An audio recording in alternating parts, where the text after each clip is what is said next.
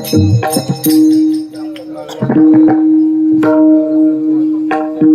नमन करू गणनाथा उमा शंकराची सुता चरणावरी ठेवणी माथा साष्टांग आता नको झाले एकदा बस. प्रथम नमन करू गणनाथा उमा शंकराची सुता चरणावरी ठेवणी माथा साष्टांग आता दंडवत. दुसरी वंदू शारदा जे चतुराननाची आत्मजा वाक सिद्धी पावी दे सहजा तिची चरण ओझा नमन दंडवत. आता वंदुदेव ब्राह्मण ज्यांचे निपुण्य पावन श्रोते होते सनातन तया माझे नमन दंडवत. आता वंदुरंग भूमिका कीर्तनी उभी असती लोका टाळ मृदुंग श्रोते देखा तया माझे नमन दंडवत. ऐसे नमन करुणी सकळा हरी कथा बोले बोबल्या बोला अज्ञान म्हणून फुल्या बाळा चालवे सकळा नामा म्हणे. यई ओ यई ओ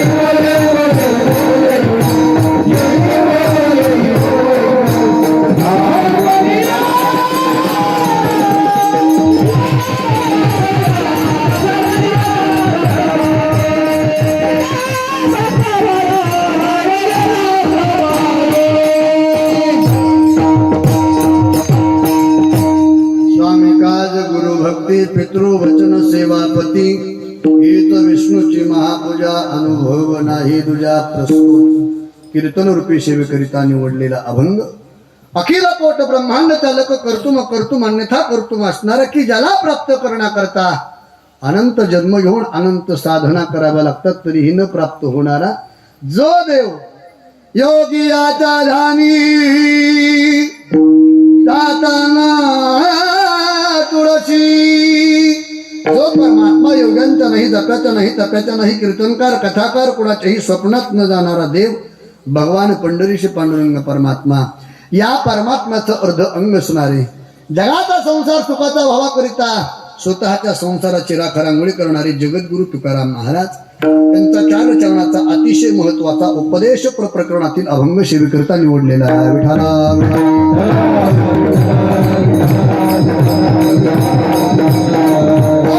अभंगातील सर्व शब्दशः भावार्थ असा आहे. थोडंसं लक्षपूर्वक ऐका. या अभंगाद्वारे भगवान जगद्गुरु तुकोबाराय मानव शरीर धारण करून आलेल्या जीवाला उपदेश करतात. काय उपदेश करतात तुकोबाराय?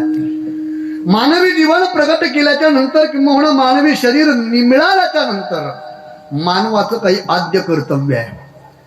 त्यामध्ये जीवाच्या पाठीमागं काही नियम आहेत, काही धर्म आहेत.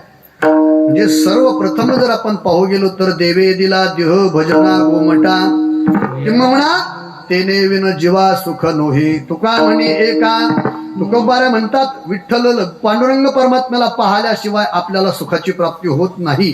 जन्म आल्याचे सार्थक विठ्ठलची एक देखलिया.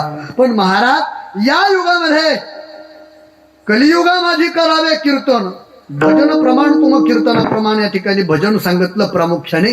पण आज आमच्या पाठीमागे एवढा व्याप आहे महाराज, आम्ही प्रापंचिक आहोत, मग आम्हाला सर्व त्यागून भजन कीर्तन करता येत नाही. मग त्याच्याकरता तुकोबारांनी हा अभंग स्पेशल केला महाराज. 6 धर्म 6 नियम तुकोबारांनी या अभंगात सांगितले. लक्षपूर्वक ऐका, गोड आहे महाराज. काय नियम सांगितले तुकोबारांनी? स्वामी काज गुरु भक्ती, स्वामीची सेवा, गुरुची सेवा, पितरांची आई वडिलांची सेवा, आणि आपल्या जीवनामध्ये स्त्रीच्या जीवनामध्ये पतीची मालकाची सेवा तुकोबारे म्हणतात. हे 4 धर्म तुकोबाराने सांगितले. जर आपण स्वामीची सेवा केली, जर आपण गुरुची सेवा केली, जर आपण मायबापांची सेवा केली, जर आपण पतीची जर सेवा केली, तर तुकोबारे म्हणतात त्याच्या जीवनामध्ये त्याला देवाचं वेगळी पूजा करण्याची आवश्यकता नाही, कारण हीच विष्णूची महापूजा. याच्यासारखा अनुभव दुसरा कोणता नाहीये. का हो महाराज? मग काही लोकांनी प्रश्न केला, महाराज आमच्या जीवनामध्ये आजपर्यंत आम्ही कोणाचं दास्यत्व स्वीकारलेलं नाही, म्हणजे आमच्या जीवनामध्ये आज आम्हाला मालक कोणी नाही, मग आम्हाला स्वामीची सेवा कशी घडायची? काही लोकांनी प्रश्न केला, आजपर्यंत आमच्या जीवनामध्ये आम्ही गुरु कोणाला मानलं नाही, गुरु कोणाला केलं नाही, आम्हाला देवाची प्राप्ती कशी घडायची? काही लोकांनी सांगितलं, महाराज आमचा जन्म झाला आणि काही कालांतराच्या नंतर मायबाप नावाचं छायाचित्र आमचं हरवलं, आम्हाला पितरांची सेवा कशी करायची? काही वर्गाने सांगितलं, महाराज सौभाग्याचं लेणं अजून आम्हाला मिळालेलं नाही, मग आमच्या जीवनामध्ये भगवंताची पूजा आम्हाला कशी घडायची? तुकोबारे म्हणतात या 4 वर्गात तुम्ही बसत नाहीत का?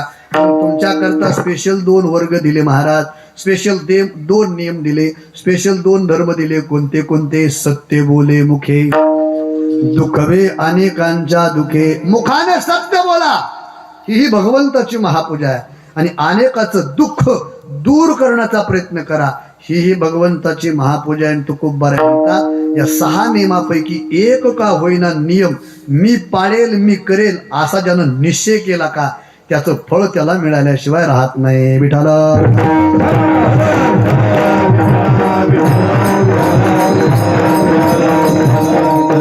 हा झाला अभंगाचा सरळ सरळ शब्दशः भावार्थ. अभंगावरती सविस्तर चिंतन मांडण्यापूर्वी अल्पासा परिहार, तो म्हणजे असा: भगवान परमात्म्याच्या आश्रमकृपेने, साधू संतांच्या आशीर्वादाने, समर्थ सद्गुरू हरिभक्तीपरायण नामधारी पौळ बाबा यांच्या आशीर्वादाने, त्याचबरोबर हरिभक्तीपरायण गुरुवर्य आमच्या सर्वांचं श्रद्धास्थान, आपल्या सर्वांचं श्रद्धास्थान आदरणीय विष्णुदास नामदेव बाबा चारठाणकर यांच्या आशीर्वादाने, समस्त ग्रामस्थ मंडळी, श्री क्षेत्र नानसी यांच्या अनमोल सहकार्याने समापन्न होत असणारा भगवान रुक्मिणी प्राण संजीवन पांडुरंग परमात्म्याच्या कलशारोहणाच्या निमित्ताने समापन्न होत असणारा भव्य आणि दिव्य स्वरूपाचा अखंड हरिनाम सप्ताह, ग्रंथराज ज्ञानेश्वरी पारायण सोहळा आणि श्रीमद भागवत कथा यातील आज तृतीय दिवसाची कीर्तन रूपी सेवा माझ्याकडे आलेली आहे. सेवेला प्रारंभ करण्यापूर्वी उपस्थित सर्व हरिभक्तीपरायण महाराज मंडळी सर्वांच्या चरणावरती मी साष्टांग दंडवत ठेवतो. आज काय बघा, भजनी मंडळ ते थोडीशी कमी तरता आहे, योग आहे, कारण आज वार कोणता आहे? शुक्रवार म्हणलं की आपला काय असतो? बाजार आहे की नाही?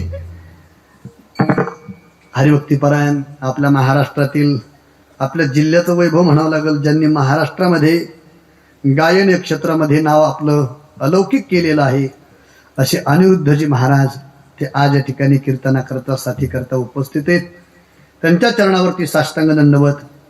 आणि आपली सर्वच भजनी मंडळी, अंकुश महाराज असतील, सर्वच भजनी मंडळी सर्वांच्या चरणावरती साष्टांग दंडवत. इंद्राप्रमाणे 2 मृदंगाचार्य आहेत हरिभक्तीपरायण. आणि काय महाराज आज खरोखर योगायोगी सगळा योगी कसा सांगून जातो तुम्हाला, ऐका. लय चर्चा झाली त्याच्यावर आमची, मला जेवताना मौन आहे, पण मौन सुटायची पाळी आलती माझी आज.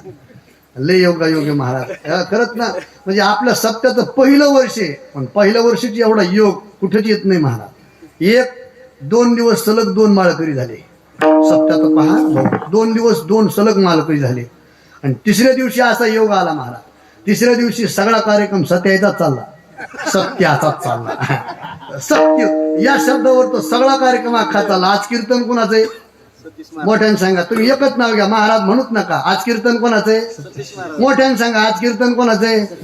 बर नाही महाराज म्हणूच नका. आज कीर्तन कोणाचं आहे? बर आज भागवत कथा तुम्ही कोणाची ऐकली? बर महाराजाची आज यजमान कोण आहेत? सतीश. महाप्रसादाचे यजमान कोण आहेत? बर हे सगळं नियोजन घडून आणणारे कोण आहेत?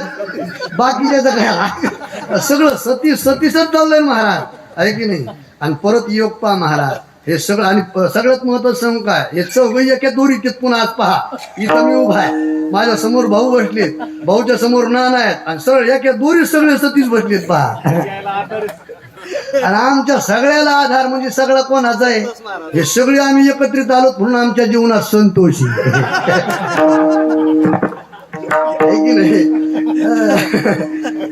त्याहीपेक्षा परत दुग्ध शर्करा योग बघा. प्राणप्रतिष्ठा पांडुरंग परमात्म्याची झाली. कलशारोहण कोणत्या देवाचा आहे? मोठ्यानं सांगा. पांडुरंगाचा. माझ्या डाव्या हाताला, माझ्या डाव्या बाजूला मृदंग वाजवण्याकरता कोण आहे? तुकाराम महाराज. माझ्या उजव्या हाताला मृदंग वाजवायला कोण आहे? काय संतांचा महाराज सगळा. पांडुरंग, माऊली, तुका काय विषयच नाही बाकी. आता पुन्हा काही करायची गरज आहे का? नाही. सगळा योग घडून आलेला आहे. सर्वांच्या चरणावरती साष्टांग दंडवत ठेवतो. चला जास्त वेळ घेता अभंगावरती मला बोलायचं आहे. सुंदर साऊंड सर्व्हिस आहे. त्यांच्या चरणावरती साष्टांग दंडवत. उपस्थितांपैकी सर्व कीर्तनकार, कथाकार, प्रवचनकार, भागवताचार्य, रामाचार्य, गायनाचार्य, मृदंगाचार्य, टाळकरी, माळकरी, बिनीकरी, पारीकरी, चोपदार, मंडपवाले, साऊंड सिस्टमवाले, स्वयंपाकावाले, आचार्य, आजूबाजूच्या परिसरातून, खेड्यातून, गावातून आलेले सर्व श्रोते मंडळ, महिला मंडळ, पुरुष मंडळ, बाल, गोपाल आणि तरुण मंडळ सर्वांच्या चरणावरती साष्टांग दंडवत ठेवतो. चिंतनाला आरंभ करतो. विठाल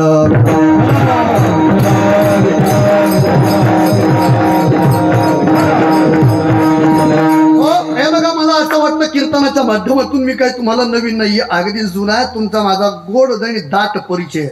तुम्हाला मला माझ्याबद्दल तुम्हाला सर्वांना ज्ञात आहे, माहिती आहे. माझ्या कीर्तनामध्ये काही नियम राहतात. मग नेमकं जास्त सांगायची गरज नाही तुम्हाला. ही जी मोकळी जागा सोडली का मंडपात, ही मला आवडत नाही बघा. मोकळी जागा, मंडप भरपूर दिलेला. वाट्यावरची मंडळी जरा पुढं सर का नाही, तुम्ही या पुढं. वाट्यावरची मंडळी या पुढं, या समोर या. तिकडे खुर्चीवर बी बसलेले आहेत कोणीतरी. या पुढे या. पुरुष मंडळी या पुढं. खूप मोठा खर्च केला आपण. इकडं वाट्यावरती चहावाली मंडळी नाही का? नाही व्यवस्थापक आहे. तुम्ही तिकडं थांबा, नाही तर आमची भानगड होईल पुन्हा चहाची. तुम्ही पुढं सरका. तिथं काय रिकाम्या जागेत मला उठ नाही लावायचा. सरका पुढं या. पुढं या. वा पोरं पुढे या ना. पुढं या. पुढे या. काय बघा, माणसाने नेहमी माणसात बसले की माणसं माणसासारखे शोभून दिसतात. म्हणून माणसाने नेहमी कुठे बसलं पाहिजे? माणसात बसलं पाहिजे. हा आता बसा. ऐका. कीर्तन चालू असताना कोणी उठू नका. कीर्तनात कोणी बोलू नका. कीर्तनात कोणी झोपू नका. कीर्तनात मांडी मोडू नका. कीर्तनात फक्त विक्षेप करू नका. कीर्तनात का बोलायचं नाही त्याचं कारण एकच सांगतो महाराज मी. तो खूप बाऱ्या म्हणतात, कीर्तनी बडबड करीला जो कोणी बेंडूक होवोनी येईन जन्मा. बरोबर. लहान लेकरं लक्ष देऊन ऐका. कीर्तनामध्ये जर बडबड केली तर काय होतंय? बेंडक होते. लहान पोरं बोलले तर लनुले बेंडक होते. मोठाले माणसं बोलते खापक्या बेंडक होते. म्हणून बोलायचं नाही. सगळ्यात महत्वाची तुम्हाला एक सूचना करतो बघा. कीर्तन चालू असताना माझ्या कीर्तनात जरा संवाद करण्याची मला सवय आहे. माझ्यासोबत बोलत चला. एरवी नका चर्चा करू, पण माझ्यासोबत बोलत चला. म्हणून मी काही प्रश्न विचारल्याच्या नंतर माझ्यासोबत सर्वांनी बोलत चला, ही सर्वांना विनंती करतो. बोलतान का? मोठ्यानं सांगा. बोलतान का? तुम्ही जेवले का? जेवले तुम्ही? मग जेवल्यासारखं बोला. बोलतान का? मोठ्यानं बोला. बरोबर बोलतान का? असं मंडपाच्या बाहेर आवाज गेला पाहिजे. आता कीर्तनात कोणी झोपायचं? जोरात. कीर्तनात कोणी झोपायचं? कीर्तनातून कोणी उठायचं? कीर्तनात कोणी मांडी मोडायची? कीर्तनात कोणी भजन करायचं? भजनही नाही करायचं का? असं नाही. भगवंतांनी ज्यांना अनमोल किमतीचे हात दिलेत का त्या सर्वांनी टाळी वाजून भजन करा. विठाला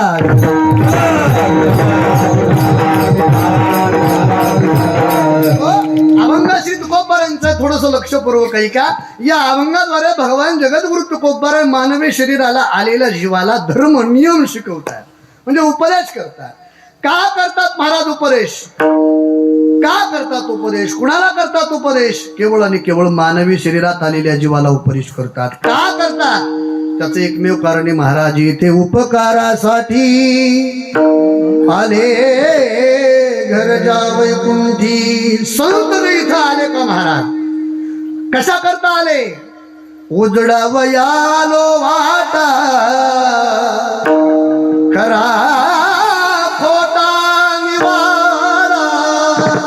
संत जे मृत्यू लोकात आले का महाराज? एकच कामा करता आले. कशा करता? बुडत है जन न देखवे डोळा. हे जे जग आहे, जगातील जे जीव आहेत, हे जे जीव आहेत का, हे दुःखांकित आहेत. हे दुःखामध्ये गरफटतात म्हणून यांना दुःखातून वरती काढण्याकरता हो वाढावया सुख भक्तिभाव धर्म कुळाचारे नाम विठोबाचे. सुख प्रगट करून देण्याकरता संत तुम्हाला मला या ठिकाणी सुखाची प्राप्ती करून देण्याकरता आलेत महाराज. आणि म्हणून सुखाचा उपदेश तुम्हाला मला या ठिकाणी संत करतात. का करतात? कारण आपण देवाला दिलेलं जे वचन आहे का, ते विसरलो महाराज. काय भजन करल म्हणून आपण वचन दिलं देवाला, पण विसरून गेलो आपण. चला विसरले तया थोर झाली हनी पचते लखाणी तवरांची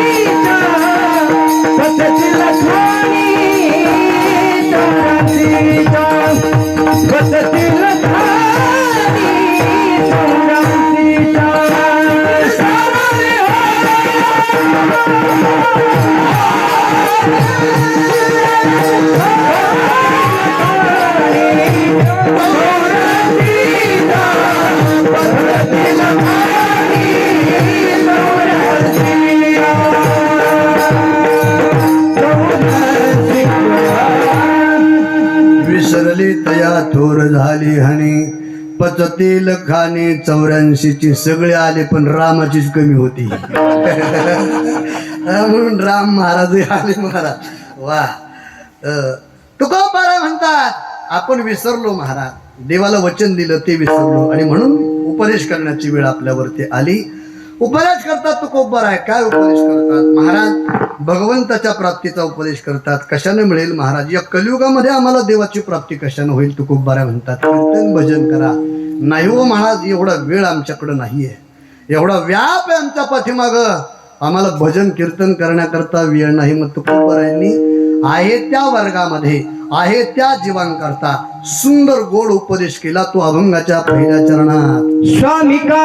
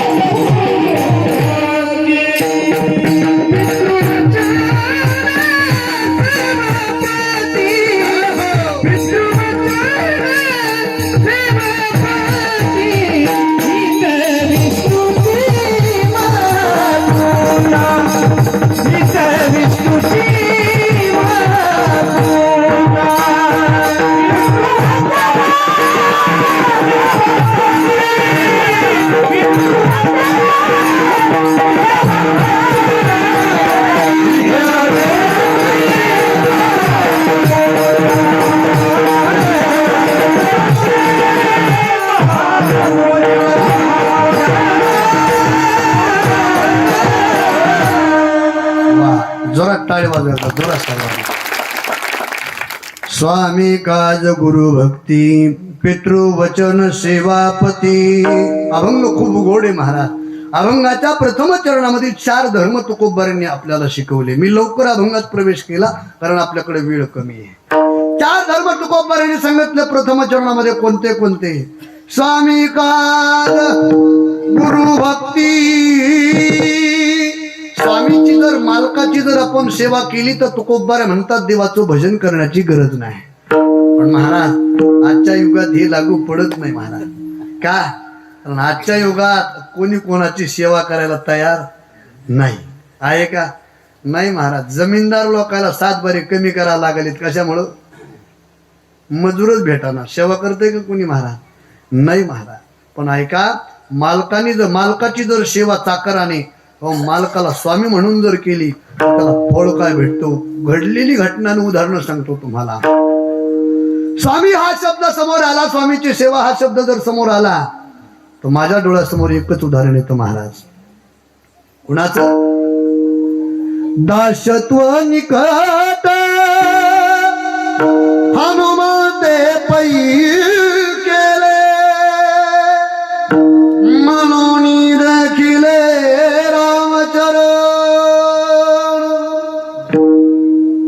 बघा, गाव असं नाही की त्या गावात मारुतीचं मंदिर नाही.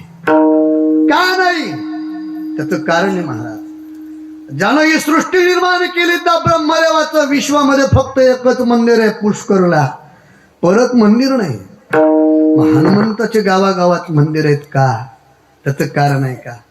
सांगतो तुम्हाला. कीर्तन आटोपलं आणि कीर्तन संपल्यानंतर कथा संपली. कथा संपल्यानंतर भाऊ मी गावाकडे जायला निघालो गावाकडे जायला.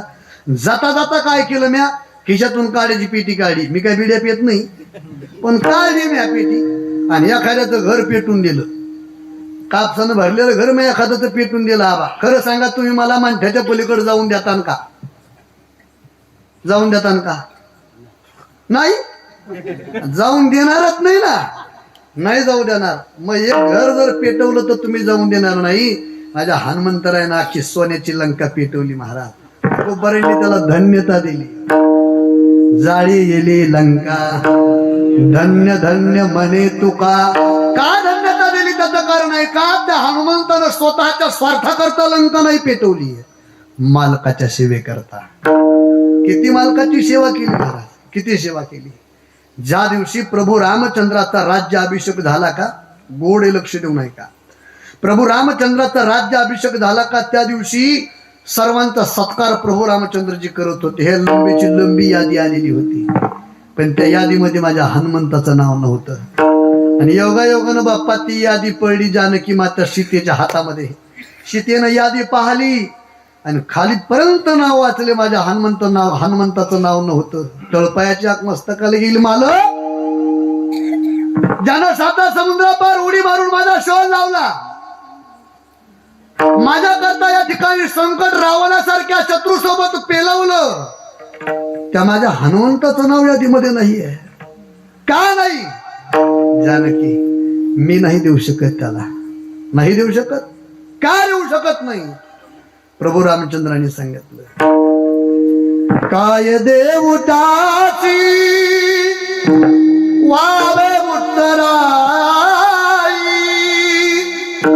ठेवी तो हा पायी जीव तोडा. जानकी हनुमंताच्या पायाजवळ मी माझा प्राण जरी दिला तर हनुमंताच्या उपकारातून मी उत्तीर्ण होऊ शकत नाही. काय उपकार केले हनुमंताने? ऐकायचं तुला जानकी, ऐक. ज्या वेळेला प्रभू रामचंद्र सांगतात, ज्या वेळेला माझं आणि रावणाचं युद्ध प्रारंभ झालं का जानकी, त्यावेळेला पहिल्या दिवशी रावणाचं अर्ध सैन्य संपलं. मध्यरात्री रावणाला झोप येत नव्हती. रावणानं त्याचा भाऊ, त्यांचा बंधू कुंभकर्णाला उठवलं आणि दुसऱ्या दिवशी तो कुंभकर्ण नावाचा राक्षस रणांगणामध्ये आला.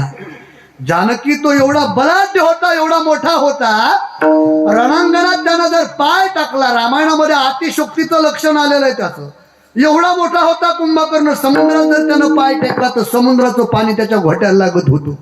एवढा मोठा रणांगणात जर तो आला, पाय टाकल्याबरोबर पायाखालीच 5-25 वानर चिरडून मारायचे. एवढा मोठा होता.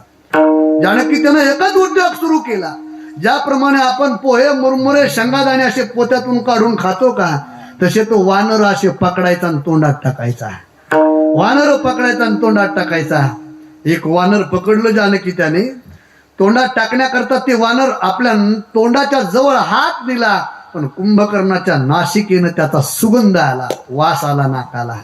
वास आल्याबरोबर प्रसन्न झाला कुंभकर्ण. असं बाजूला केलं त्या माकडाला, आणि माकडाचा चेहरा मस्तक पाहिलं आणि त्याला विचारलं तुझं नाव काय. त्या माकडानं सांगितलं या शरीराला गंधमादन म्हणतात. गंधमादना, मी तुझ्यावरती प्रसन्न आहे. तुला जर जगावं वाटत असेल तर माझ्याकडे एक सोल्युशन आहे, उपाय आहे. सांगा ना मला, मराव कुणाला वाटतं महाराज? वाटतं ज्ञानोबा म्हणतात मर आहा, मरण हा शब्द देखील आपल्याला सहन होत नाही. त्या माकडाला देखील वाटलं ठीक आहे, मग काय माझा काय उपाय आहे तुझ्याकडे? गंधमादनानं सांगितलं, कुंभकर्णानं सांगितलं, गंधमादना तुला जर जगावंसं वाटत असेल तर रामाच्या सैन्याचा त्याग कर आणि रावणाच्या सैन्यामध्ये ये. माकड होतं महाराज ते. त्या माकडानं सांगितलं कुंभकर्णा, मी मरेल रामाचा म्हणून, पण रावणाचा म्हणून जगण्यात मला आनंद नाही. मूठ अगदी पिळवली, लालूच दिली.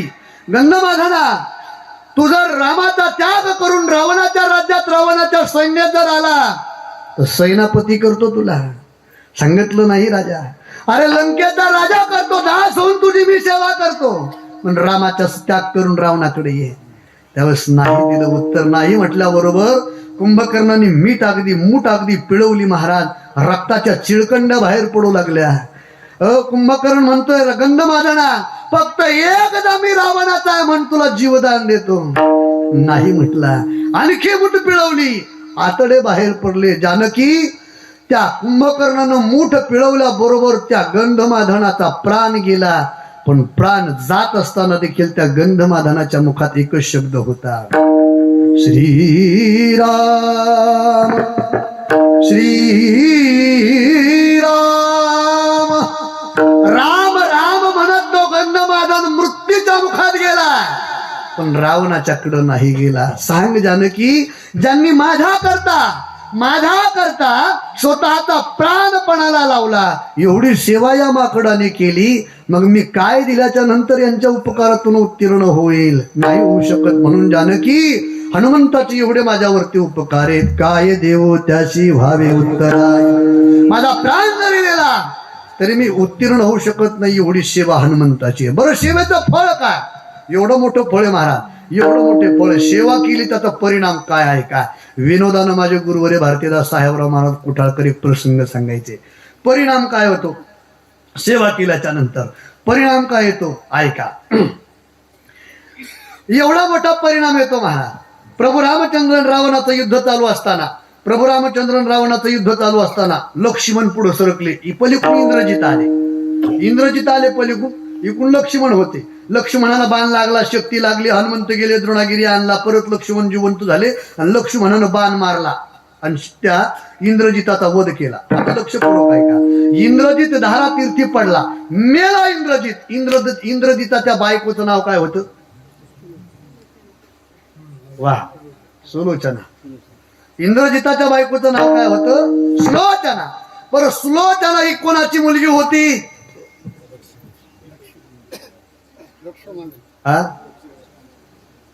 लक्ष्मणाची.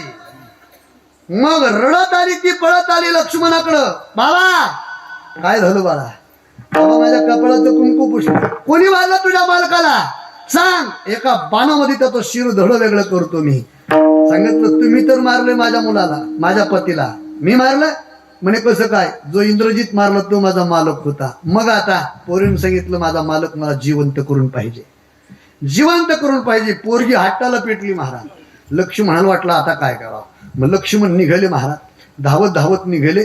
इकडं फटाक्या वाजल्या महाराज. हो, जय जयकार होऊ लागला इंद्रजित पडल्यामुळं. लक्ष्मण धावत आले प्रभू रामचंद्राकडे. प्रभू रामचंद्राला सांगितलं, दादा आज लय वाईट झालं.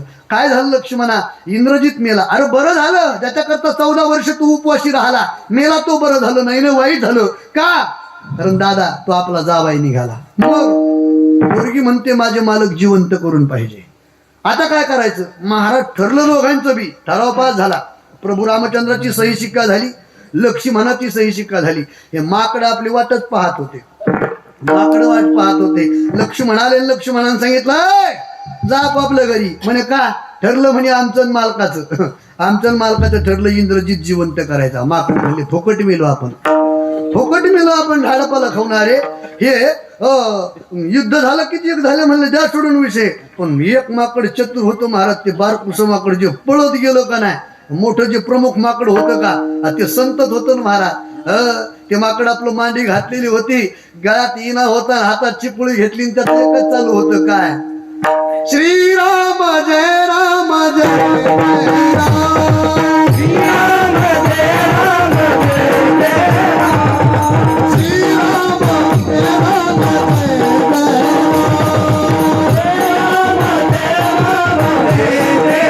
राम, श्रीराम जय राम जय जय राम, श्रीराम जय राम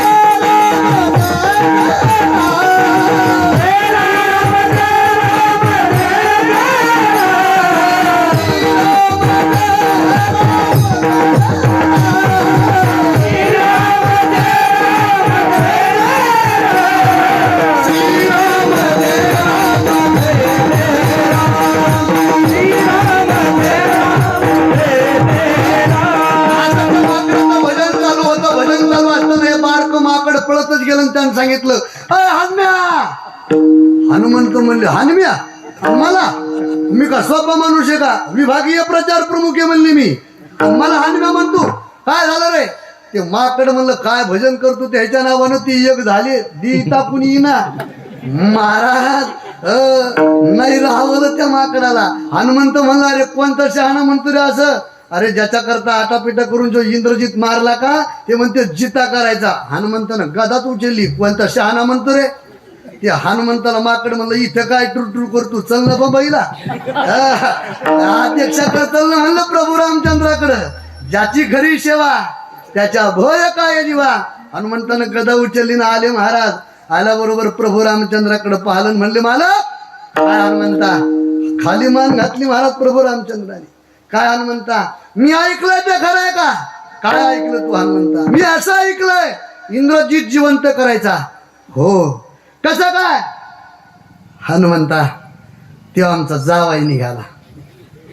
हनुमंत म्हणले, "मग मालक इंद्रजित जर तुमचा जावाई तर रावण तुमचा कोण झाला?" "ई भाई, आणि सीतेला कोण नेलं?" "आमच्यात नाही म्हणे एवढा माथाळा." हनुमंतानं जी उडी मारली महाराज, चित्रकूट पर्वतावरती गेले, वाल्मिकाच्या समोरचं रामायणातलं पान काढलं, रामप्रभूला आणून दाखवलं. "मालक वाल्मिकजीनं लिहिलंय इंद्रजित मारायचा लिहिलं, जिवंत करायचा लिहिलं." बोलिला वाल्मिक पैशाची परी वरतुनी नवीन रामामणे, वरतुनी नवीन.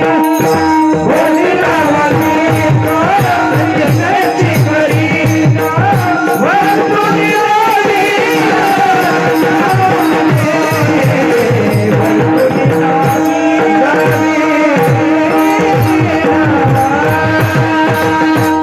बोलिला वाल्मिक तैसेची करीन वर्तोणी दावेल नामा म्हणे. मला तुम्हाला हा दृष्टांत काय सांगायचा होता, लक्षपूर्वक ऐका. प्रभू रामचंद्राच्या समोर येऊन प्रभू रामचंद्राला जॉब विचारण्याची ताकद हनुमंतामध्ये आली कुठून? स्वामी काज मालकाची सेवा केली, परिणाम प्रभू रामचंद्राला खाली मान घालावं लागली. महाराज हनुमंताला प्रभू रामचंद्र मिळाले. दुसरा धर्म आहे गुरुभक्ती. तुकोबारा म्हणतात गुरुची सेवा करा, देवाचं भजन करायची गरजच नाही. आजच्या युगामध्ये लय अवघड झालं महाराज, लय अवघड झालं. माणसं जशी कपडे बदली तसे गुरु बदलायला लागले. हो, लय अवघड झालं महाराज. एकावरती तर विश्वासच नाही. आणि आता तर एक नवीनच फॅड आलंय महाराज, नवीनच फॅड आलंय. काही काही लोक गळ्यात गुरु घालीत बैलाच्या घंटीसारखा, खिशाला पेन आहे गुरु. मी एक माणूस पाहिला 8-10 दिवसापूर्वी, त्याच्या गळ्यात फोटो त्या गुरुचा, खिशाला पेन त्या गुरुचा. म्हणलं हे कोण आहेत तुमचे? ते म्हणलं हे आमचे गुरुदेव आहेत. म्हणलं बरं बरं बरं. आणि परवा दिवशी त्याला भेटलो, त्याच्या गळ्यात गुरु नाही, पेन नाही. मी म्हणलं कसं काय झालं? बदलले म्हणे गुरु. नाही महाराज, गुरुवरती श्रद्धा ठेवा, श्रद्धायुक्त अंतकरणाने गुरुची पूजा करा. गुरु अनाधिकारी असू द्या, अनाधिकारी असू द्या, शिष्यानं जर सेवा केली तर शिष्याचा मोठा अधिकार बनतो महाराज. असे अनेक उदाहरणं देईल मी तुम्हाला. एकलव्याचं उदाहरण आहे, एकलव्याचं उदाहरण आहे. गुरुजीनं काही शिकवलं नाही, मातीचा पुतळा बनवला आणि त्याच्यापासून धनुर्विद्या शिकले, अर्जुनापेक्षा श्रेष्ठ झाले. म्हणजे गुरु अनाधिकारी असू द्या, शिष्यानं श्रद्धायुक्त भावनेनं जर गुरुची सेवा केली तर देवाचं भजन करायची गरज नाही. त्याच्याकरता आणखी एक उदाहरण देतो. ज्यांचा अभंग मी सेवेकरता घेतला का, ते जगद्गुरु तुकोबाराय, त्यांचे एक पट शिष्य होते महाराज, त्यांचं नाव निळोबाराय. काय असते गुरुची सेवा, ऐका निळोबारांच्या चरित्रावर. निळोबारा तुकोबारांकडे अनुग्रह घेण्याकरता आले. आल्याबरोबर तुकोबाराय देहो गावामध्ये बहिर दिशेला बसलेले होते पटांगणामध्ये. वाटेवरती येता येता निळोबारायनं पाहिलं आणि तुकोबारांचं भजन चालूच होतं महाराज, कारण ते संत होते. पांडुरंग पांडुरंग पांडुरंग भजन चालू होतं. निळोबारायनं पाहिलं. निळोबारा म्हणले काय बावळट माणूस आहे, पवित्र विठ्ठलाचं नाम अपवित्र जागेवरती घेतोय, काय बावळट माणूस आहे म्हणे. गेले तिथून पुढे. हो तुकाराम महाराजांचं घर कुठे, म्हटले हे घर आहे. आले महाराज. पुरीला विचारलं तुकाराम महाराज कुठे गेले. भगीरथीनं बसवलं, पाण्याचा तांब्या पाणी पिण्याकरता दिला, हातात गुळ ठेवला. तुकाराम महाराज बहिर दिशेहून आले, पाणी घेतलं, पायावरती सुळू भरली. हे कोण? हे तुकोबारा, हेच माझे पिताश्री. निळोबारा म्हणले फसलो मी. अरे खूप ख्याती ऐकून आलो होतो अनुग्रह घेण्याकरता, पण तुम्हाला देवाचं नाव कुठं घ्यावं हेही कळत नाही. नाही जात म्हटलं. मग तुकोबाराने सांगितलं मी तरी त्याला काय करू, माझी मदत झाली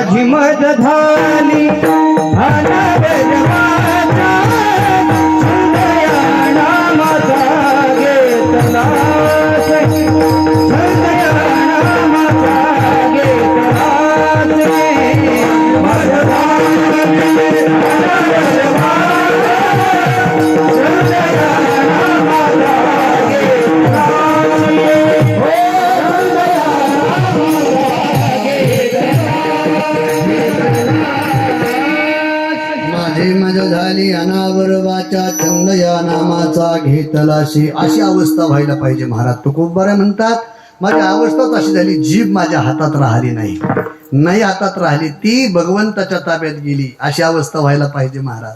तेव्हा संतत्व येतं, तेव्हा कुठेतरी संत किंवा आपला परमार्थ फलद्रूप होतो. आपली अवस्था तशी होतच नाही महाराज. आपलं भजन कसं आहे न सांगितलेलं बरं महाराज. आपलं भजन कसं आहे, आता तुमचं गाव इथं म्हणजे एका गावाची झाली 3 गावं, लय पसारा पांगला. मग जुन्या काळामध्ये जुन्या गावात तुमच्या एकादशी होत्या, इथं बी असते ना एकादशी, आहे की नाही. भजने असते ना गावात, इथं बी काही काही. मग त्याचं भजन असतं पा, गावागावात एकादशीचं भजन असतं.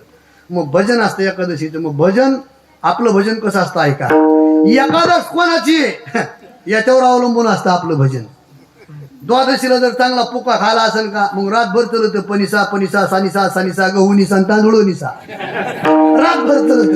आणि एखाद्या गरीब माणसाची जर द्वादश असेल, भजन सुरू झालं की गंगाला म्हणतो आणशा आपा गेली निघून, बंद कर बंद कर, लगेच भजन बंद होतं. हे आपलं भजन आहे महाराज, हे आपलं भजन आहे. पण नाही ऐका, माझी मदत झाली ना भरवाच्या. तुकोबारा म्हटले मी तरी काय करू. त्या दिवशी अनुग्रह नाही दिला महाराज. आणि मग निळोबाराला एक दिवस कळलं तुकोबारा वैकुंठाला गेले. हे कळाल्याबरोबर ऐका ना, निळोबाराने गुरु बदलले नाही, गुरु बदलले नाही. मग माझे गुरु मला अनुग्रह न देता वैकुंठाला गेले कसे, याला म्हणतात गुरुवरती प्रेम. कसे गेले? 14 दिवस निळोबारांनी अन्ना पाण्याचा त्याग केला आणि फक्त एकच सुरुवात केली, तुकाराम तुकाराम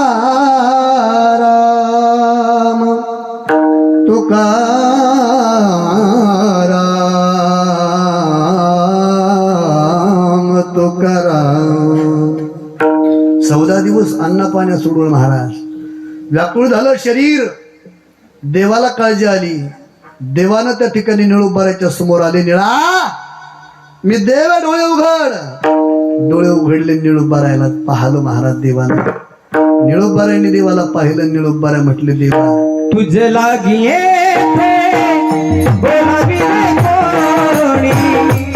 एका चक्रपाणी एका चक्रपाणी एका चक्रपाणी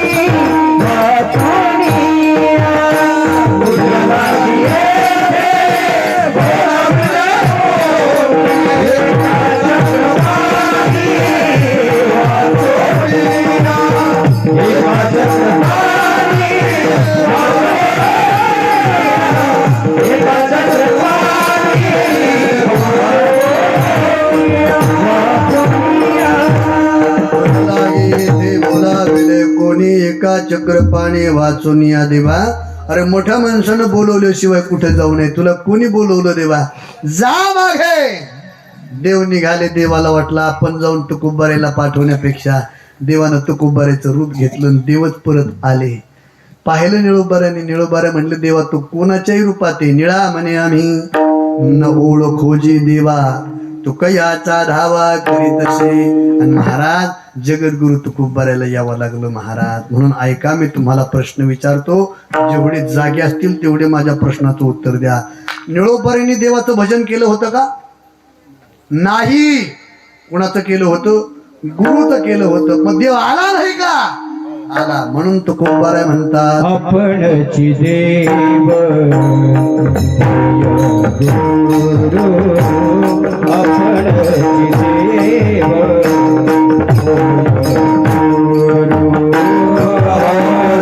देव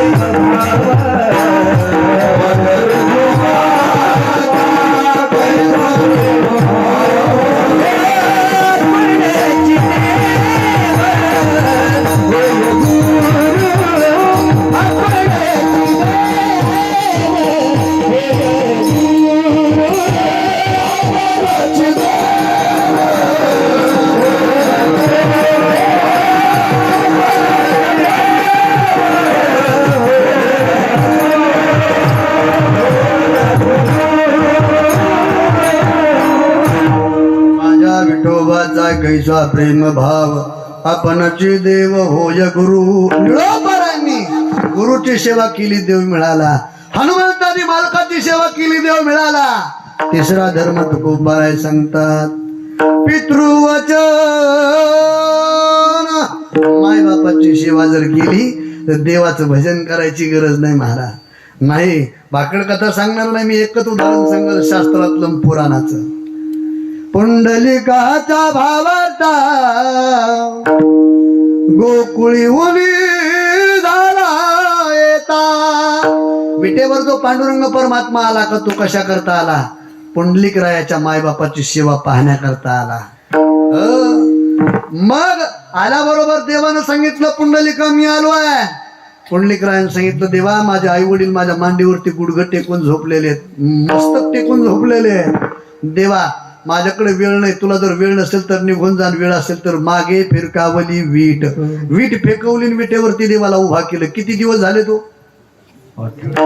युगे झाले. आजही तो विठ्यावरती उभा आहे. मला सांगा पुंडलिक रायानं कोणत्या देवाचं भजन केलं? नाही. मायबापाची सेवा केली पण देवाला का? कारण तुकोबाऱ्या म्हणतात पितृवचन. म्हणून ऐका हनुमंतानं मालकाची सेवा केली देव मिळाला. निळोबारांनी गुरुची सेवा केली देव मिळाला. पुंडलिक रायानं मायबापाची सेवा केली देव मिळाला. हे तीन धर्म झाले. आणि तुकोबाऱ्याला त्याच काळात वाटलं होतं पुढे भविष्यामध्ये कलियुगात आरक्षण सुटन. कोणाला? राखीव महिलाला आरक्षण सुटन. म्हणून तुकोबाऱ्यांनी इथं सुद्धा आरक्षण देऊन टाकलं. चौथा धर्म स्पेशल द्याला. कोणासाठी? महिलांसाठी.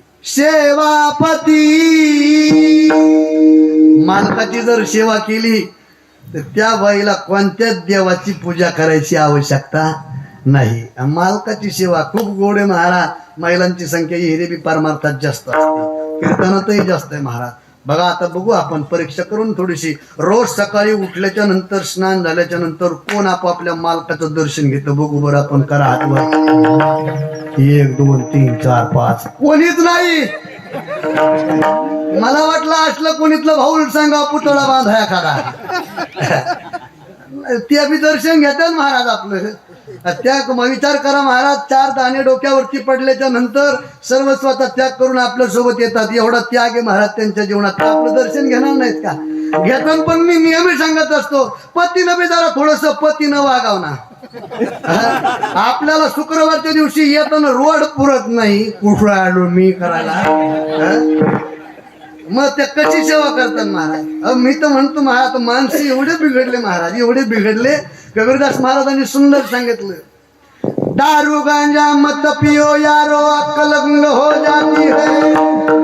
दारू गांजा मत पियो यारो, दारू गांजा मत पियो यारो, अक्कल गुंग हो जाती है, अक्कल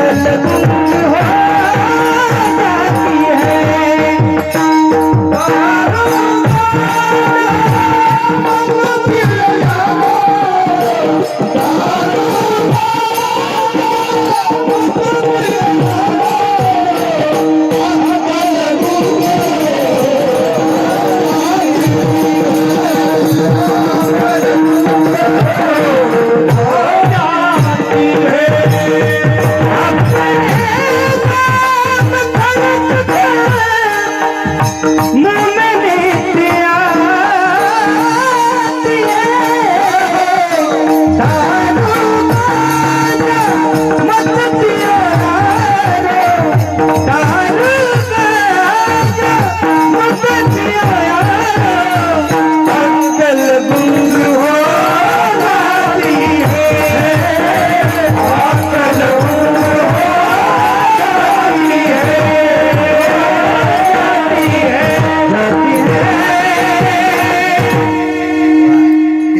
सांगितलं महाराज कबीरदासांनी, आणि तितकंच गोड आमच्या अनिरुद्ध महाराजांनी गायलं महाराज.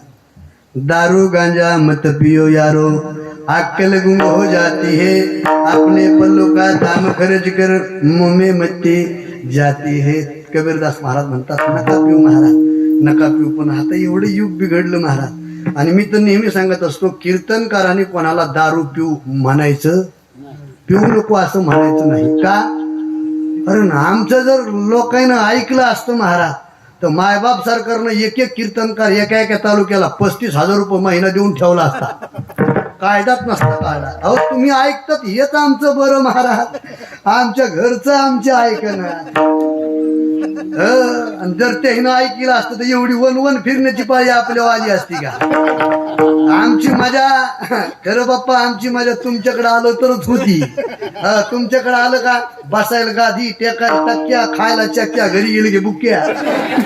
नाही एवढा बसायला नाही महाराज, नाही ऐकत. म्हणून मी तर कुणाला दारू पिऊ नका म्हणतच नाही महाराज. का नाही पियत नका म्हणतच नाही महाराज. का म्हणत नाही? नाही याचं एकच कारण आहे महाराज, तुम्ही पाहता का पिया बाबा एखादा जर म्हणला का तुझ्या खिशातली पिलो का आम्ही, त्या कुठं तोंडी लागतं महाराज. दारू पिणाऱ्याच्या तोंडाला माणसाला लागायचं नाही. मी तर लागतच नाही महाराज. माझ्याकडे पहिली गाडी नव्हती भाऊ, गाडी नव्हती. मी एसटीने कीर्तनाला फिरायचो, एसटीने कीर्तनाला फिरायचो. आणि दारूवाल्याला काय लागतं बघा, त्याला काही ओळख लागत नाही. नजराना नजर झाली की ते रामराम घालीत, नाही घालव तर शाद येते, आणि घातलं तर पुढं भांडण लागते. एसटीने फिरायचो मी. एका गावात कीर्तनाला जायचं, एक वाला माझा. आता आमचं झालं म्हणजे शेवटची गाडी, नेमकं बाजाराचा दिवस. त्या गावातल्या गाडीत बसलो, भला अर्धा गाडीत. मला जागाच देईना कुणी. माझ्या गळ्यात ती शबनम ह्या असा अवतार माझा. मी सरकवलं पुढं, सरकलो पुढं, उभा राहिलो मी गाडीत. मला एसटी जागाच देईना कुणी. एक माणूस गर्द्यातून उठला शिटवून, आणि त्यानं मला जागेवर बसवलं. त्याच्या का म्हणून? नाना त्याला दया आली म्हणून बसिले का? नाही नाही, त्याच्या शेजारी जे बसलं होतं का बाप्पा, त्याला त्याचा फुल केलेला होता म्हणून वास येत होता, म्हणून ते उठलं आणि त्यानं मला बसिलं. बरं मी बसलो तिथं. बसल्याच्या नंतर जे पेलेलं होतं का ते काही शांत बसणार. ते 4-2 मिनिटानं मही मांडी खाजी. त्याचा एकदा दोनदा हात फेकून दिला. तिसऱ्यांदा मला दारा माझी मांडी कशाला खाजी, तू मला तुमची मांडी होय, मग माझी मांडी कुठे गेली? याच्या मांड्या सापडलं ना ते. आपल्या गावात नाही महाराज कुणी. आपल्या गावाचं नावच काय आहे? आपल्या गावाचं नावच काय आहे? आपल्या गावाचं नाव काय आहे? याचा अर्थ कळला तुम्हाला? ना नसी, ना नसी. ज्या गावात ना म्हणजे नामाची नशा आहे त्याचं नाव नानशी. चला त्या विषय सोडून. आपल्याकडं नाही कोणी, आपल्याकडं नाही कोणी. आमच्याकडे तर सांगतो तुम्हाला महाराज, आमचाही बाजार शुक्रवारचाच आहे. रान्नीच्या बाजारात एक माणूस दारू प्याला महाराज. पेला ते घरी येऊ लागला. येता येता ते गटारात पडला.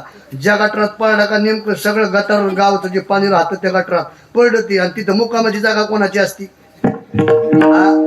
डुकराची. सगळं आटोपलं. असं हिवाळ्याचे दिवस होते. डुकर आपलं संध्याकाळी झोपाल तिथे गेलं जागेवर. त्याच्या जागेवर याचं रिझर्वेशन झालेलं होतं. डुकरानं त्याला ढुसणी दिली. मला काही कळत ना, डुकर तर ते ढुसणी द्यायला ते काही सरकन बाजूला, पण डुकराला त्याच्या खिशातला वास आला महाराज. खिशात त्याच्या होता पण ते दारू सोबत काय असतं ते काय असतं असं वा टपूच्या टप्पू बुका का पळाला. ते फुटाण्याचा वास होता माझा. फुटाण्याचा वास आल्याबरोबर ते खिशातले फुटाने हात केले. त्याला वाटलं खालच्या खिशात असते म्हणून डुकरानं पुन्हा ढुसणी दिली. डुकरानं ढुसणी दिली. याची नशा उतरली. याला वाटलं मी घरीच झोपलेलं आहे म्हणून यानं आळस द्याला आणि असं हात डुकराच्या पाठीवर टाकलं. याला वाटलं मी घरीच झोपलेलं. कोण चापीत डुकराची शेपूट त्याच्या हातात आली. ते पळल्या म्हणते बाब्याची माय रोज बुटोडा घालीत होती. आजीनी कशी काय घातली. एवढ्या खाली येतो आपण. मग विचार करा यायनं आपली सेवा कशी करावं. या सोडून महाराज ऐका, मालकाची सेवा जर पत्नीनं केली महाराज तर देवाचं भजन करायची गरज नाही. ऐका कोणी केली? ब्रह्मा विष्णू आणि महेश्वर सामोरी बसले मला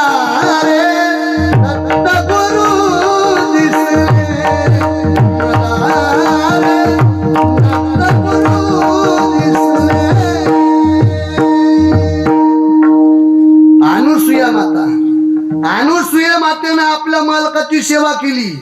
काय ताकदवान होती महाराज अनुसूया. पतिव्रता नारी होती. तो का म्हणे पतिव्रता तिची देवावरी सत्ता. एवढी ताकदवान पतिव्रता होती अनुसूया. किती ताकदवान होती ऐका. एक दिवस महर्षी नारदानं अनुसूयाच्या आश्रमात पाय टाकला आणि पाहिलं. एवढी ताकदवान होती. रोजचं ताजं अन्न आपल्या मालकाला देत होती. ताजं अन्न म्हणजे सकाळी ते पेरायचं, दुपारच्याला ते काढायचं आणि संध्याकाळच्याला शिजवून खाऊ घालायचं. हा नियम होता अनुसूया माताचा. अनुसूया सकाळी साळ पेरायच्या, दुपारच्याला ती साळ काढायच्या आणि ती संध्याकाळच्याला साळ आपल्या मालकाला खाऊ घालायच्या. एक दिवस नारदाने हे खाल्ली साळ, ती भात खाल्ला. नारद गेले महाराज ब्रह्मलोकात गेले, सत्यलोकात गेले. विष्णूच्या पत्नीला, महादेवाच्या पत्नीला आणि ब्रह्मदेवाच्या पत्नीला सांगितलं तुमच्यापेक्षा ताकदवान पतिव्रता आहे. तीनही देवाच्या पत्नीनं बायकानं पाठवलं महाराज देवाला पतिव्रत नष्ट करण्याकरता. पण अधिकार एवढा होता महाराज. नग्न अवस्थेत भोजन मागितलं अनुसूया मातेनं, पाणी टाकलं अंगावरती. ते बालक झाले बालक. एवढे अधिकार कोणाची? पत्नीची. मालकाची सेवा केल्याच्या नंतर बाईची. एवढी ताकद आहे.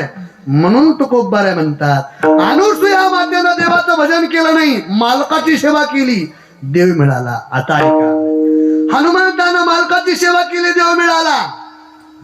निळोबाऱ्यानं गुरुची सेवा केली, देव मिळाला. पुंडलिकरायानं मायबापाची सेवा केली, देव मिळाला. अनुसूयानं आपल्या पतीची सेवा केली, देव मिळाला. म्हणून तुकोबारा म्हणतात माझ्या दृष्टिकोनातून हीच तुझी महापूजा, तुझी महापूजा.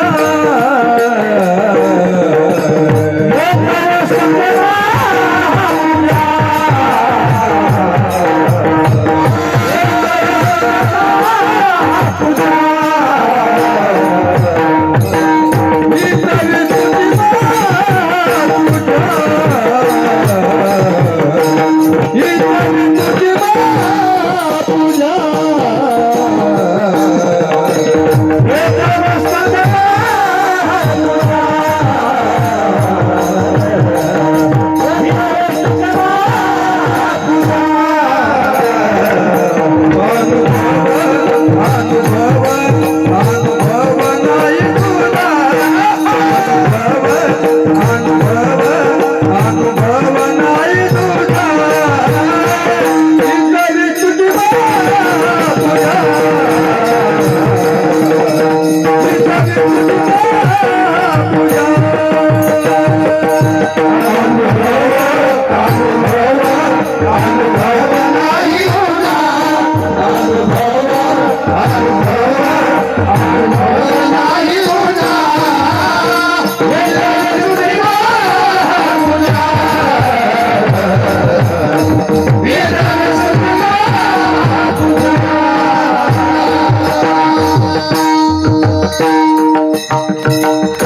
आता तर कळस झाला महाराज. पांडुरंगाचा बाप आला पुन्हा. कळस झाला कधी आता पुन्हा कोणी यायचं राहिलंच नाही. विठाला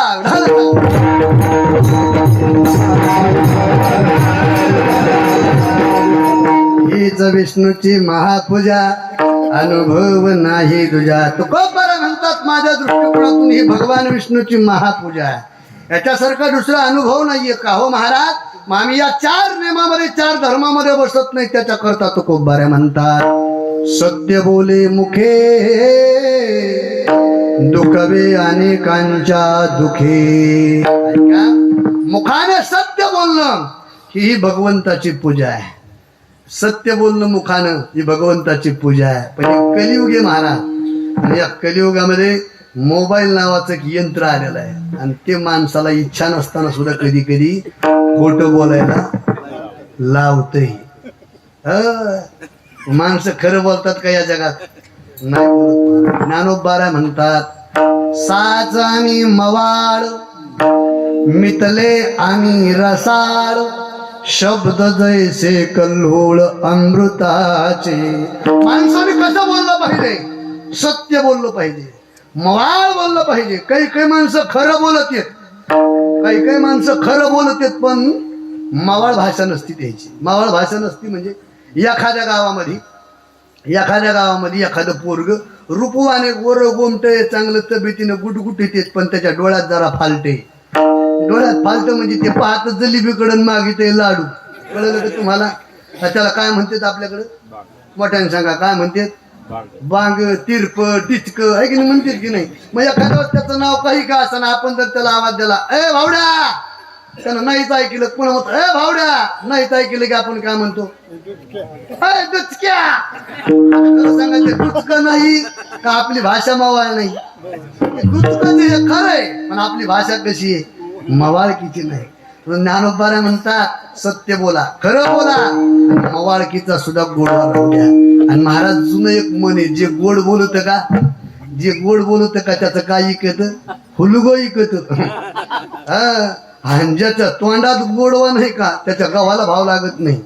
आणि आता या युगाची एक जे चाललंय का आणि आमच्या संप्रदायामध्ये सुद्धा तेच आलंय महाराज. आता तेच आलंय भाऊ. मला थोडस शोकांतिका वाटती. आता कीर्तनकार लोक म्हणजे आम्ही लोक जे कीर्तनकार आमची जबाबदारी या अभंगावरती बोलायची. अर्धा तास नुसतं वर्णनच करतो आम्ही. या काय मंडप तुमचा, काय एक साऊंड उचलून न्यावं वाटतो. हो नुसते वर्णन करतात महाराज. कशा करता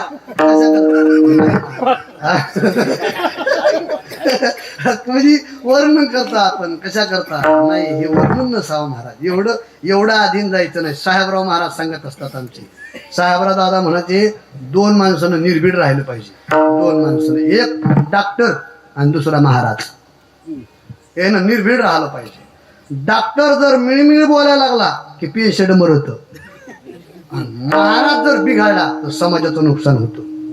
म्हणून महाराजांनी अजिबात आपली लेवल कीर्तनातली सोडायची नाही. उघड अमुक आले तमुक आले त्याच्यातच घंटा नाही घालत. हा भंग पाहे ना पुन्हा मला ते येणं नाही पुरला मला पुढे कीर्तन आहे हे कशाला घेतलं तू? आपलं काही नाव ठेवायची नाही. मी काही निंदा करत नाही कुणाची पण चला ऐका. मुखाने सत्य बोलणं ही भगवंताची पूजा. सत्य बोलणं म्हणजे काय? सत्य तो विठ्ठला. सत्य असणारं भगवंताचं जे नामस्मरण आहे सतत ते काय करायचं, सतत ते भगवंताचं भजन करायचं. आणि मुखाने सत्य कसलाही प्रसंग येऊ द्या महाराज, जीवनामध्ये फक्त सत्याची बाजू सोडू नका. कसलाही प्रसंग येऊ द्या जीवनामध्ये फक्त सत्याची बाजू सोडू नका. का? कारण एक वाक्य सांगतो बघा. पाहती पांडव खंड वनवासी. महाभारतातलं चरित्र महाराज. पांडवांच्या घरी द्वारिकेचा राणा पांडवा घरी होता पण त्या पांडवांना रात्रंदिवस फक्त रडावं लागत होतं. किती रडले पांडव, किती दुःख होतं. अखंड वनवासी, ज्याच्यामध्ये खंडत नाही असा अखंड वनवास पांडवांना होता. पण सत्य असणारं विठ्ठलाचं नाव ते सत्य धर्म सत्य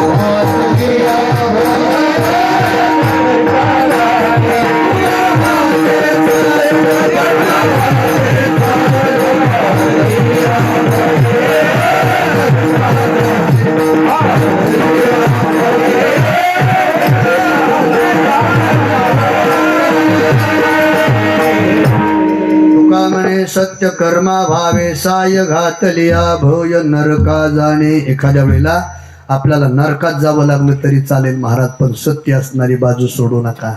नका सोडू. का? कारण सत्य परेशान हो सकता है लेकिन पराजित नाही.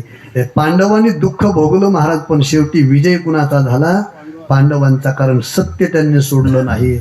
म्हणून सत्य असणारं कर्म चालू आहे, याच्यामध्ये सहभागी व्हा. तुका म्हणे सत्य कर्मा व्हावे साह्य. महाराज बऱ्याच वर्षानं, बऱ्याच दिवसानं, बऱ्याच महिन्यानं हा सुयोग घडून आला. बऱ्याच दिवसानं, बऱ्याच वर्षानं, बऱ्याच महिन्यानं हा सुयोग घडून आला. गावाचं ज्या वेळेला पुनर्वसन झालं, गाव जुनं सोडल्याच्या नंतर गावाचा विखुरलेपणा झाला, तेव्हापासून गावात अखंड हरिनाम सप्ताह समस्त ग्रामस्थांच्या वतीनं झाला नव्हता. यावर्षी हा योग भगवंताच्या कृपेनं आलेला आहे. म्हणून हे सत्य असणारं कर्म आहे, याला आपण सर्वांनी साह्य झालं पाहिजे. सर्वांनी मला ज्याला जी मदत या ठिकाणी करता येईल असं केलं पाहिजे. काय सांगावं महाराज, काय सांगावं महाराज. भविष्यामध्ये ना जाणो भगवंताची आणि संतांची जर कृपा या गावावरती झाली तर जे जुन्या गावात होतं का, येणाऱ्या काळात ते याही गावात होऊ शकतं भविष्यामध्ये.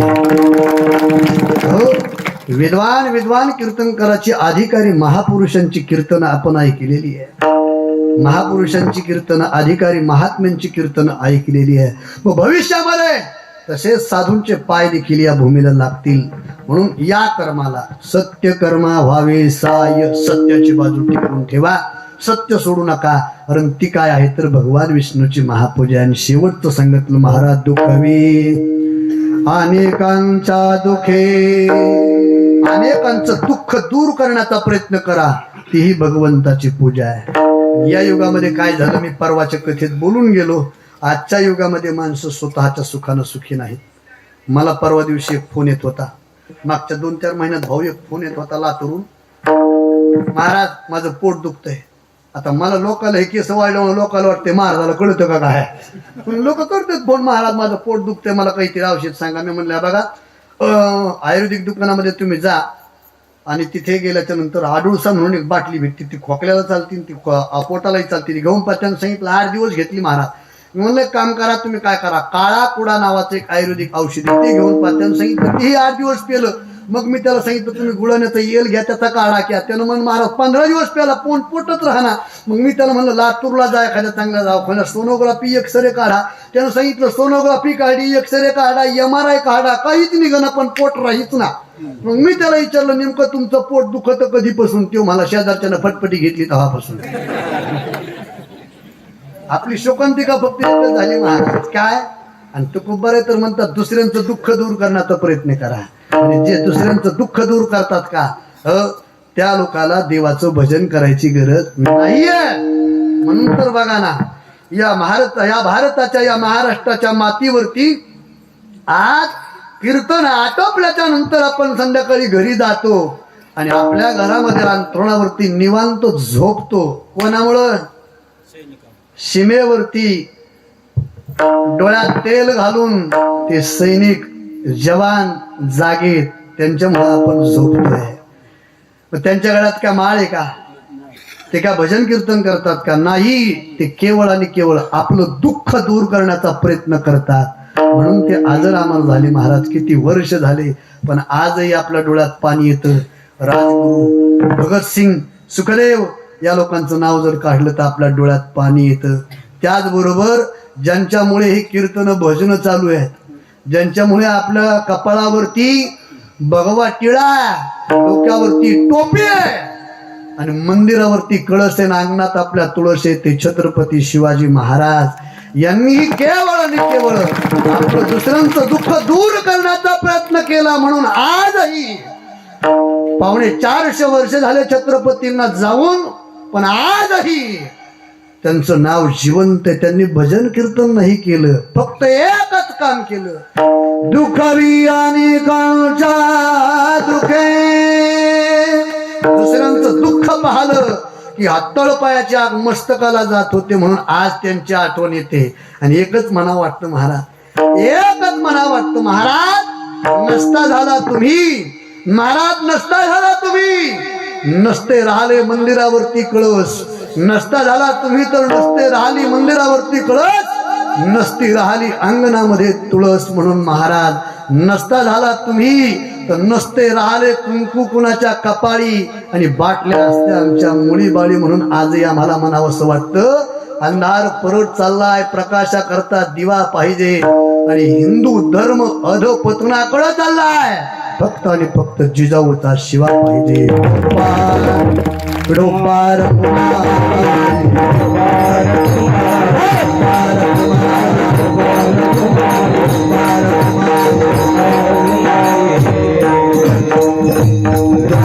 अनेकांच्या दुःखे अनेकांचं दुःख दूर करण्याचा प्रयत्न करा, तेही भगवंताची पूजा. या 6 नियमापैकी तुकोबार म्हणतात, 6 पैकी एक का होईना धर्म, एक का होईना नियम मी पाळेल, मी करेल, असा जर आपण निर्धार केला, निश्चय जर केला तर त्याचं फळ त्याला मिळेल.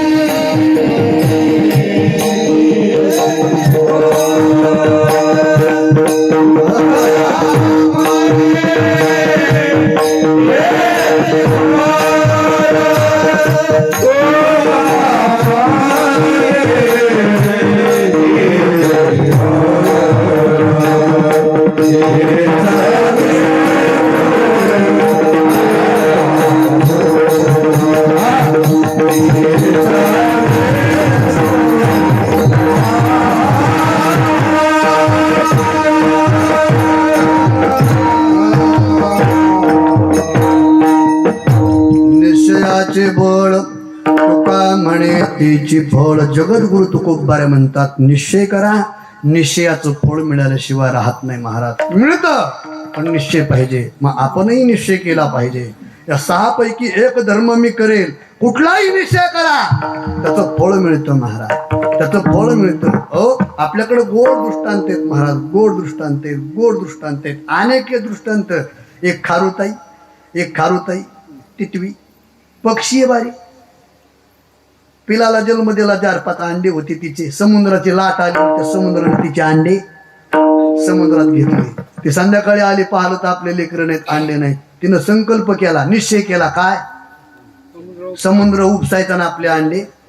महाराज शेवटी समुद्र प्रसन्न झाला, सोन्याचे दिले. तिनं सांगितले हे माझे नाही, ओरिजिनलच घेतले. का समुद्रातलं पाणी बाहेर काढण्याची ताकद होती का तिच्यात? नव्हतीच.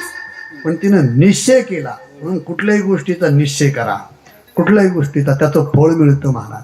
गोड आहे त्याचं फळ मिळतं. म्हणून तुकोबाराय म्हणतात, निश्चयाचे बळ तुका म्हणे तिची फळ हीच विष्णूची महापूजा अनुभव नाही तुझ्या ज्ञानेश्वर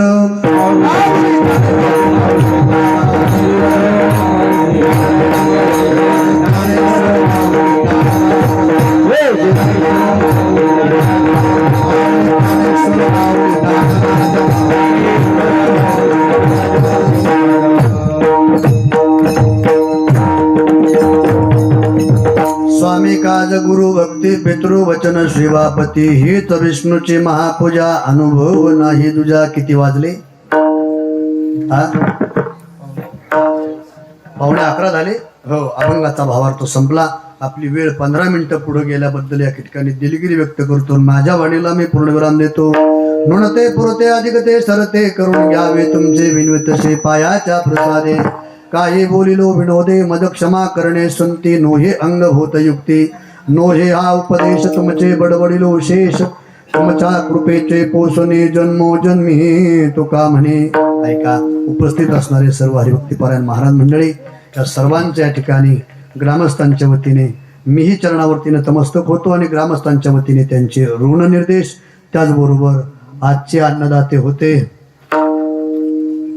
रामभाऊ जायकोजी निर्वळ. उद्याचे अन्नदाते आहे श्री अनिल पुंडलिकराव बादाडे व बादाडे परिवार यांचं उद्याचं अन्नदान आहे. उद्याचे सर्व कार्यक्रम वेळेत पार पडतील. त्याचबरोबर उद्या 8:30 ते 10:30 या वेळेमध्ये श्री हरिभक्तीपरायण गुरुवर्य रामायणाचार्य खूप विद्वान व्यक्ती महत्व आहे महाराज पांडुरंगजी महाराज शितोळे शास्त्री यांचं उद्या कीर्तन होणार आहे. या कीर्तनाचाही सर्वांनी लाभ घ्यायचा आहे. आलेले